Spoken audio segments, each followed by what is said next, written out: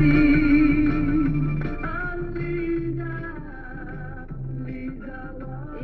untuk anda yang bernama Lizawati ya, diabadikan oleh Rahim Ma'ruf menerusi lagu ini. Dan sekarang dah pun 5.36 petang.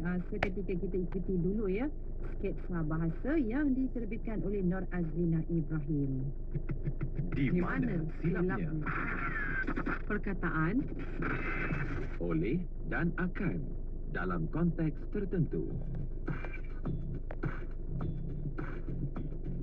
Dah seminggu aku kat sini.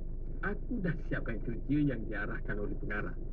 Esok, aku nak balikkan Ustaz. masa berlalu terlalu pantas. Kami semua ni masih tak puas nak bercakap-cakap dengan kau. Itu tak jadi masalah hari ni. Aku akan telefon selalu. Perbualan dalam telefon tak seindah perbualan berdepan-depan lah. Macam kurang mesra.